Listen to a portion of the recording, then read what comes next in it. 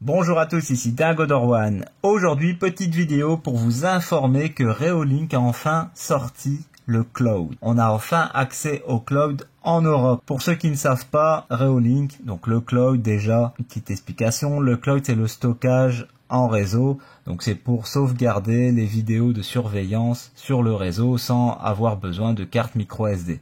C'est très pratique si la caméra est cassée, si la carte SD est endommagée, si on vous vole la caméra, etc. Même si la caméra n'existe plus, elle a brûlé, etc.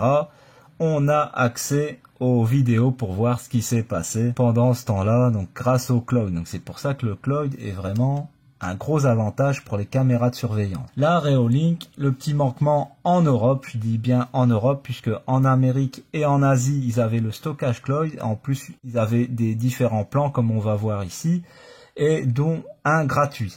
Et là, c'est bien, puisque Reolink nous donne aussi, on peut souscrire à leur plan basique, et il est gratuit. Le petit souci, c'est que, bien sûr, on n'est pas comme sur du payant. On va comparer les différentes offres, hein, vous allez voir. Et là, qu'est-ce qui nous offre Reolink en gratuit? C'est 7 jours de stockage cloud, donc un historique de 7 jours, donc c'est quand même pas mal.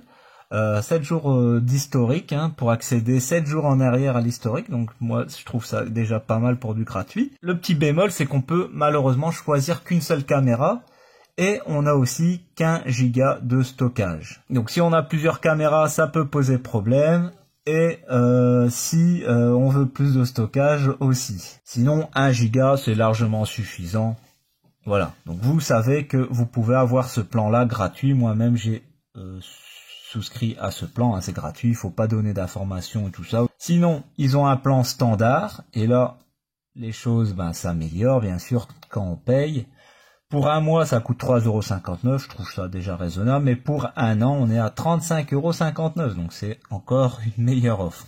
Allez, on a 30 jours de stockage, d'historique de stockage, et on peut connecter jusqu'à 5 caméras sur ce cloud-là avec 30 Go de stockage. Faites attention, c'est pas 30 Go par caméra, parce que ça peut être trompeur. Donc vous allez avoir 30 Go pour les 5 caméras. Et sinon, si vous avez besoin vraiment de plus, vous avez le premier plan, je suppose qu'il veut dire le plan, c'est le plan premium en fait, comme on dit nous maintenant. Entre 7,19 € et 70,39 €, donc 70,39 €, c'est quand même le double.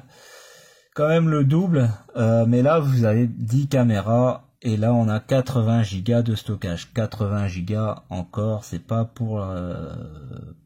par caméra, c'est 80 Go pour les 10 caméras. Donc, de toute façon, si vous avez des caméras sous batterie, vous n'allez jamais enregistrer 24 heures sur 24. C'est pas possible. Donc, ça va enregistrer que quand il y a des mouvements. Et pour arriver à 30 Go ou 80 Go, surtout, même avec 10 caméras, il faut y aller quand même. Hein. Ça, je vais vous montrer comment on y accède. Voilà. On a dispositif et cloud, vous cliquez sur cloud et vous avez stockage cloud, vous cliquez sur stockage cloud et là vous allez avoir l'interface que j'avais avant puisque vous n'avez pas souscrit.